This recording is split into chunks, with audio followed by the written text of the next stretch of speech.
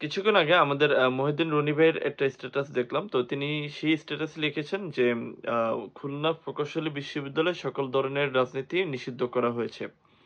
তো আ সেখানের ভার্সিটির কর্তৃপক্ষ যে সিদ্ধান্ত নিয়েছে, এই সিদ্ধান্ত আমার কাছে অনেক গ্রহণযোগ্য হিসেবে মনে হয়েছে।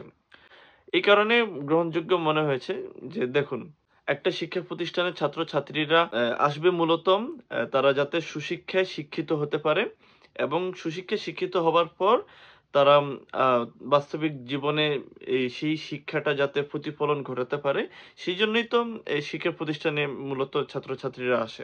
তো সেখানে যদি ছাত্রছাত্রীরা মানুষ হবার বদলে আ আ অমানুষ হিসেবে রূপ ধারণ করে, তাহলে এই শিক্ষা প্রতিষ্ঠানের মূল্য কি দাঁড়ালো? ঠিক না? তো সেজন্য আমি মনে করি শুধুমাত্র খুলনা বিশ্ববিদ্যালয় কেন? বাংলাদেশের যত রকম শিক্ষা প্রতিষ্ঠান আছে, ভার্সিটি বলেন, কলেজ বলেন, সকল শিক্ষা প্রতিষ্ঠানে রাজনীতি সম্পূর্ণভাবে নিষিদ্ধ করা উচিত।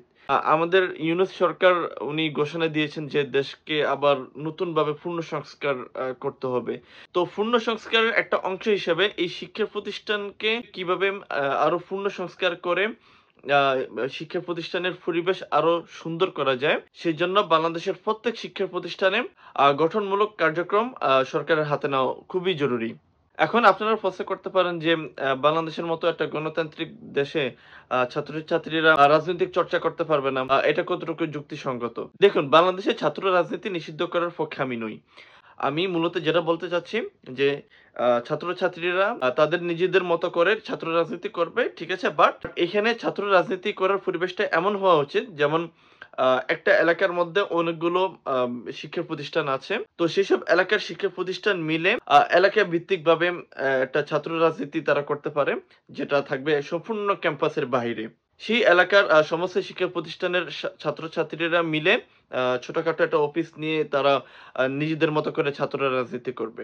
তো এটা হবে সম্পূর্ণ ক্যাম্পাসের বাইরে। ক্যাম্পাসের ভিতরে কোনো ধরনের রাজনীতি চলবে না। ক্যাম্পাসের ভিতর ছাত্র রাজনীতি করার যে কঠিন পরিণতি ভোগ করতে হয়েছে, যেমন আমাদের আবরার ফাহাদের মতো অনেক হাজারো শিক্ষার্থী এই ছাত্র রাজনীতির বলির শিকার হতে হয়েছে।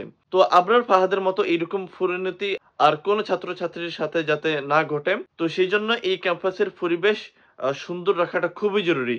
একটা শিক্ষা প্রতিষ্ঠানের ক্যাম্পাসের পরিবেশ যত সুন্দর বা একটা সুশৃঙ্খলের মধ্যে থাকবে, শিক্ষার মান তত বাড়তে থাকবে। আপনি আমাদের যে পার্শ্ববর্তী দেশ ভারত, এই ভারতের অধিকাংশ বিশ্ববিদ্যালয় পৃথিবীর টপ 10 বিশ্ববিদ্যালয়ের ভিতর ভারতের কোনো না কোনো একটা বিশ্ববিদ্যালয় আছে। কিন্তু আপনি এমন একটা এক্সাম্পল দেখাতে পারবেন যে বাংলাদেশের কোনো একটা বিশ্ববিদ্যালয় পৃথিবীর টপ 10 এর কথা বাদ দেন। আ পৃথিবীর ১০০ টা বিশ্ববিদ্যালয়ের ভিতর বাংলাদেশের কোনো একটা বিশ্ববিদ্যালয় আছে। এরকম একটা বিশ্ববিদ্যালয় দেখাতে পারবেন? তো এটার মূল কারণ হচ্ছে আমাদের বিশ্ববিদ্যালয়ের ক্যাম্পাসের পরিবেশ ভালো না। এই পরিবেশ ভালো না থাকার কারণে আ শিক্ষার মান দিন, দিন কমে যাচ্ছে। আজকে খুলনা প্রকৌশলী বিশ্ববিদ্যালয়ে যেই ন্যাক্কারজনক ঘটনা ঘটেছে, এটার পিছনে দায়ী কারা ছিল সেই তর্কে যেতে চাই না। এখানে প্রকৃতপক্ষে দোষী কারা, সময়ের সাথে, সাথে আমরা আস্তে, আস্তে বুঝতে পারবো যে এখানে মূলত কারা দোষী। তবে দোষী যারাই হোক তাদের বিরুদ্ধে যেন কঠোর ব্যবস্থা নেওয়া হয়, এটাই আমরা সবসময় কামনা করি। আমরা চাই না যে বাংলাদেশের মধ্যে সারাক্ষণ একটা অরাজকতা তৈরি হোক। দিনকে দিন বাংলাদেশের আইন-শৃঙ্খলা পরিস্থিতি খারাপের দিকে যাচ্ছে। এই তো আমি এই ভিডিও করার আগেও কিছুক্ষণ আগে নিউজ পেলাম যে আ একজনের দামি গাড়ি চুরি হয়ে গেছে। কোনো ব্যক্তির সাথে প্রকাশ্যে ছিনতাইয়ের ঘটনা ঘটছে। তো এরকম অনেক ধরনের ইনসিডেন্ট আমি দেখতে পাচ্ছি। তো সেজন্য আমি আশা করব যে বাংলাদেশের আইন শৃঙ্খলা বাহিনী কিছু পদক্ষেপ নিবে, এটাই আমরা দেখার অপেক্ষায় আছি।